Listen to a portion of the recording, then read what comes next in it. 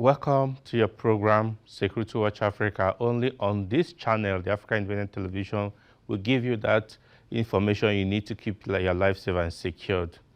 It's really been a sad week for us here in Dark Communication, and the whole world is mourning the demise of a great Iroko tree, a man that has touched the lives of so many. For me particularly, it's been an emotional period for me because the man, High Chief Dr. Raymond Anthony Alero Dokpesi, touched many lives, including my own life, when we started up this program in 1997. It's been a journey that we have been together with his support. So for me, even coming on set to do this presentation, it's been a very difficult time for me. But we must do it for your sake, and that is why we are here. Really, words will not be enough for me to express how I feel, particularly how Security Watch Africa feels, and how the security industry in Nigeria and Africa feels about his demise, because he provided a platform to talk about security, to provide security information to people for so many years. When the idea for Security Watch Africa came up, the national television station rejected it, but this man braced it, and we started it, and today it's all over Africa.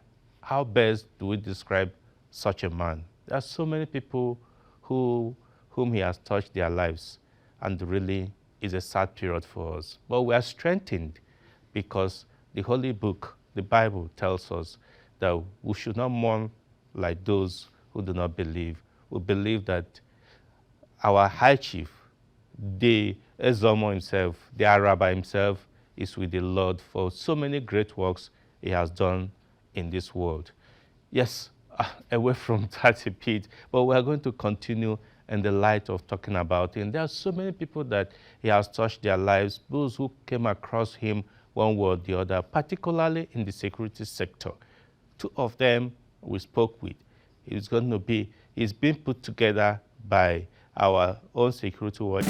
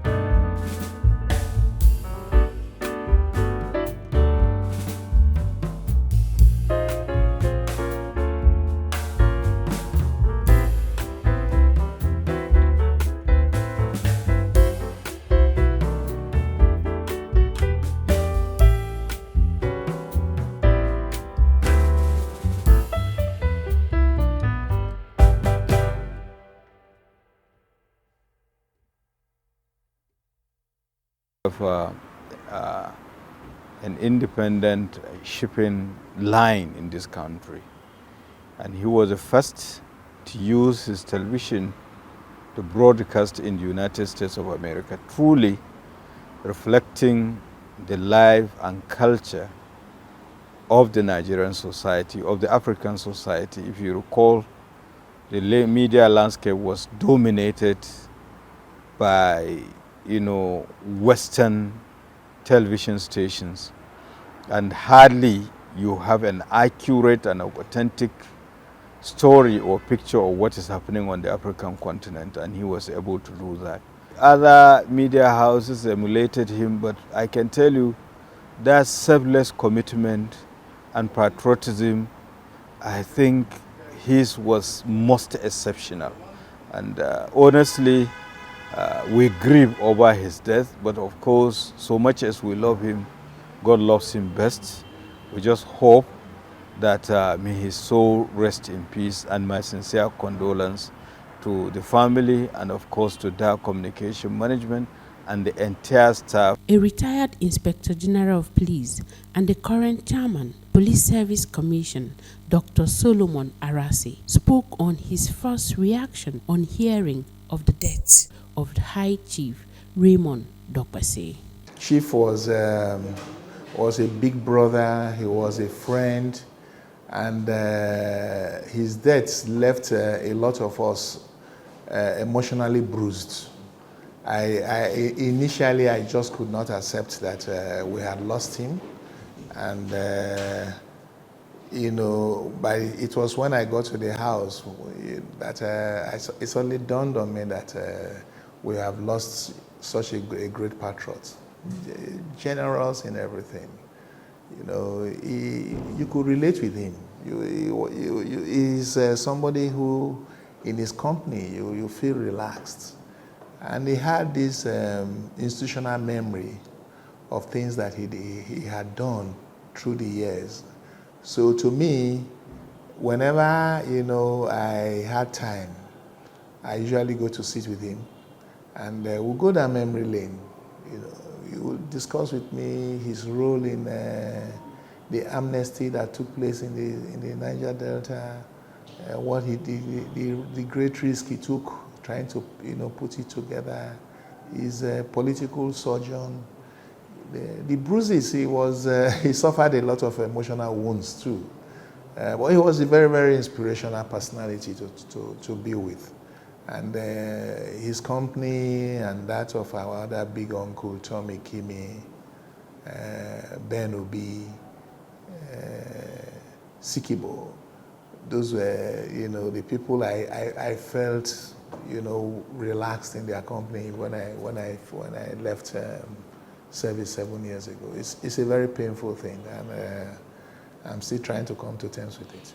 He spoke on Dokpese's contributions to Nigerian national development and lessons to be drawn from the life and time of the great philanthropist. We just pray that those who are growing up will be able to take a look at the life of Chief and see, he took a lot of risk. At 35, he was comfortable in transport ministry. He decided to exit, and start a radio station, something that nobody would have thought about that time, ventured into. A lot of people would have seen it as something that was not. I think when he was going into it, he was not looking at it from the mercantile, angle. How am I going to make money? This and that. That was not. I don't think that was his vision. His vision was to create something new, Then look at what he did in the maritime domain. He was the first set of people who went into partnership with Bamanga Tuku, Abiola, to start floating, ships. And he did a lot of great things, and at his 70th birthday, they were happy for him when they had a book launch. And, he opened up to talked about, his travails, his successes, his hopes. It's unfortunate that You know, he has moved up. It's a price all of us have to pay someday. But in paying the price, well, you have to look back and say, what are the legacies that you are leaving behind? You know, I know that a lot of people went through, in most of the TV and radio this thing today, a lot of people went through the tutelage in AIT. Then later there was this DBN that was set up by Adu. All the main people today who are in other, you know, broadcasting this thing, they cut their teeth in that place. So that goes to show how I am particularly happy that these people were they are Edo people. You know, I am proud of, you know, their legacies, and I wish that a lot of people from Edo State and Nigeria will learn from, you know, great men like them. The impact of a man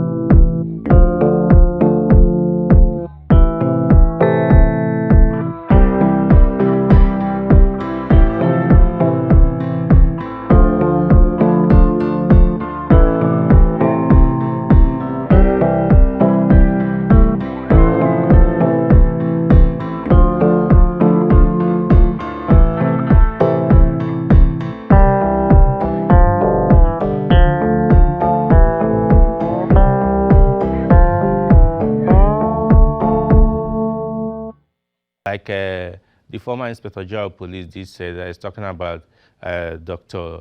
Solomon Arase. There are great lessons to learn from the lives and time of the High Chief himself. So for us that are living, we must endeavor to impact on our society, in our nation, and the world at large.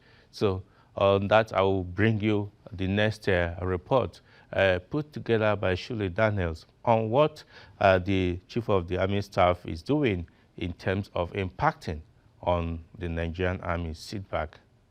The improvement of the Nigerian Army being carried out by the Chief of Army Staff, Lieutenant General Farouk Yahaya, is receiving commendation by both citizens of Nigeria and retired military officers.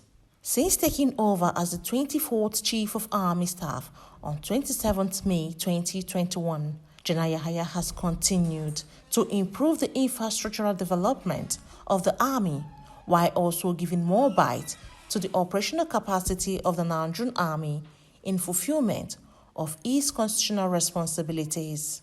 Security Watch Africa had an exclusive interview with a former Chief of Defense Standard and Evaluation Defense Headquarters, Major General Mohammed Ali, retired, on the impact of General Yahaya's leadership in the Nigerian Army. The most important thing is that in whatever society you are, the welfare of the society is a key determinant in the output of that society. And I think God has made General Yahaya aware of that early enough, and he decided to put the welfare of his troops and those under him as his top priority, and hence the continuation of the General Buratai's work and even adding on to make things, workplace, atmosphere, personal needs of the soldiers and officers paramount in his administration. And with that, there is no reason for anybody to complain that I cannot do. Because if I give you my money, you must give me your product. That was how it is, and Yahaya is doing right just that. With General Farouk Yahaya, I think what I'm supposed to say here is that God has just salvaged a situation in the security sector in Nigeria by bringing Farouk Yahaya. Because to be honest, without mincing words, since he came, the writing is on the wall. Nobody in the last 2 years will not say that the security situation in Nigeria has improved. Major General Aliyu spoke further on how the Army's successes can be sustained. One thing we are adamant about or oblivious about, especially in this part of the world, is that security is never cheap.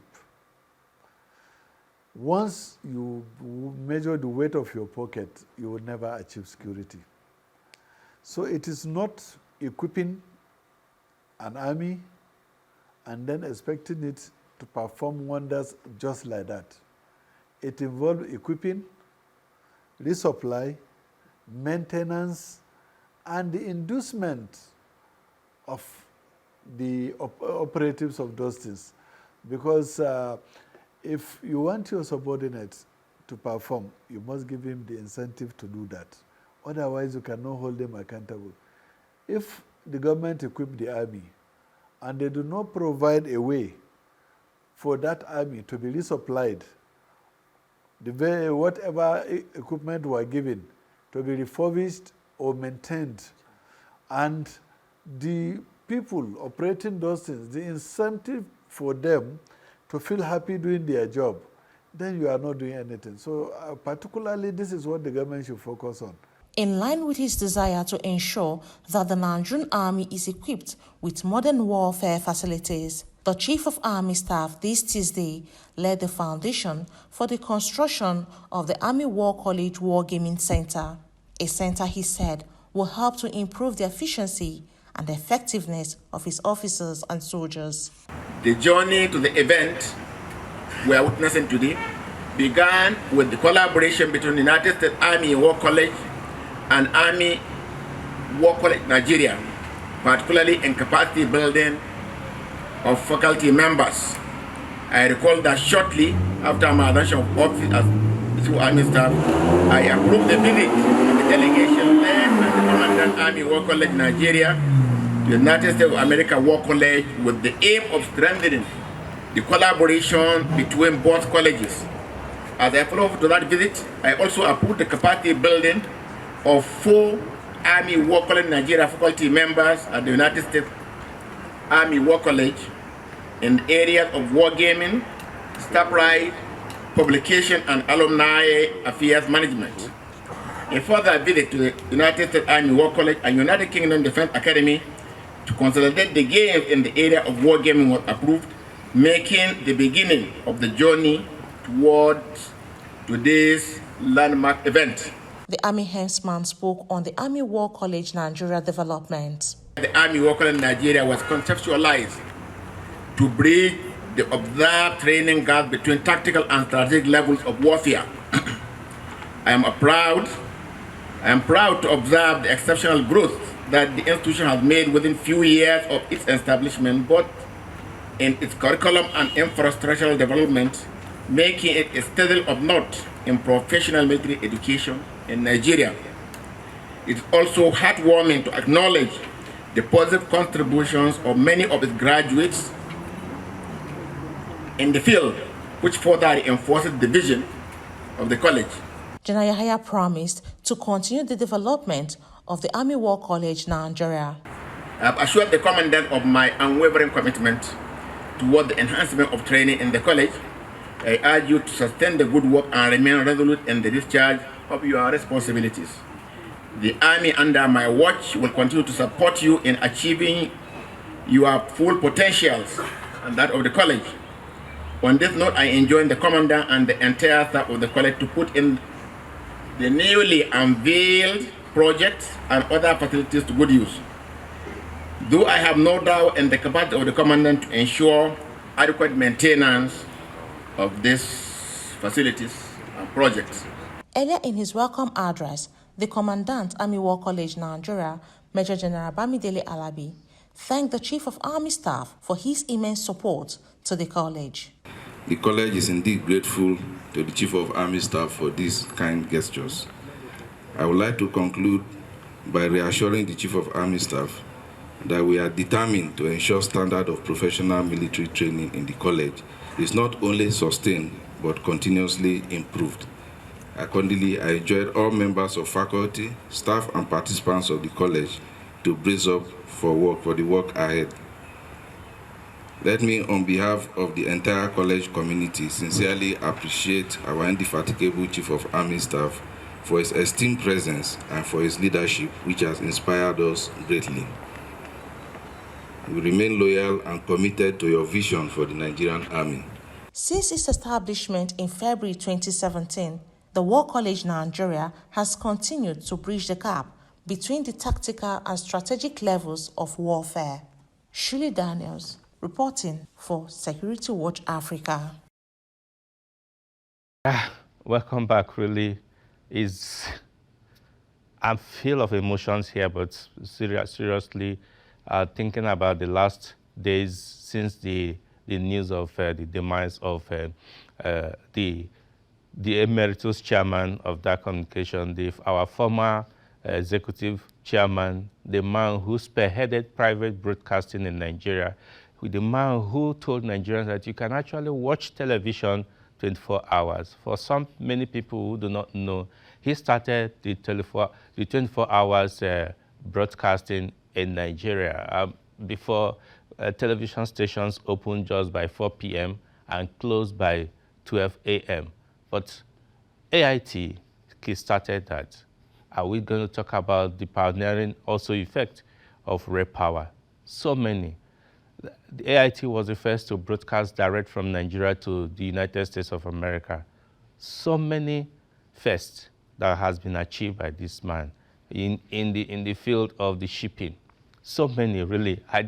I would take the whole time to talk about him. But let's go to other things.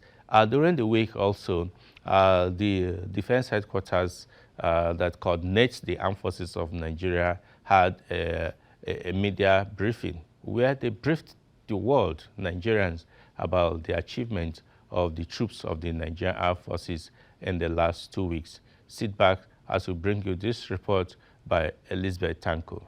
A total of 876 Boko Haram, an Islamic State of West African province terrorists, and members of their families comprising of 89 male adults, 249 female adults, and 538 children surrendered to the troops of the Armed Forces of Nigeria at different locations within the Northeast Theater of Operations. These was disclosed by the Director of Defense Military Operations during the bi-weekly media briefings. General Damadami further disclosed that troops of Joint Task Force Operation Hadirin Daji have sustained pressure to flush out terrorists, bandits, and other criminalities from the northwest zone of Nigeria.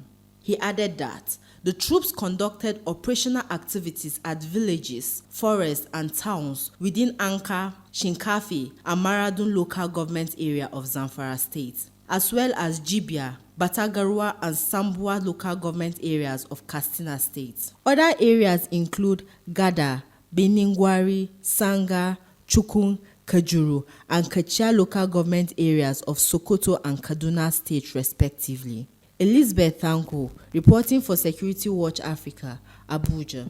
Welcome back.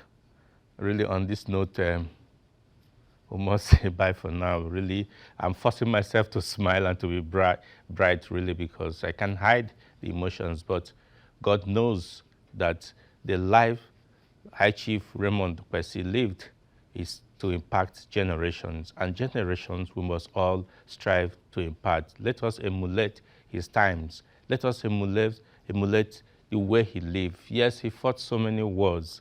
He passed through many tribulations, but he succeeded. Victory was always with him at the end. Nigerians rallied around to save AIT, and when some people wanted to make sure that this dream didn't exist. But today, the station is growing stronger and stronger, and we believe that the station is in a better hands that will take it to many centuries, many generations in future. Until we come away again next week, I say thanks for staying tuned, and bye for now.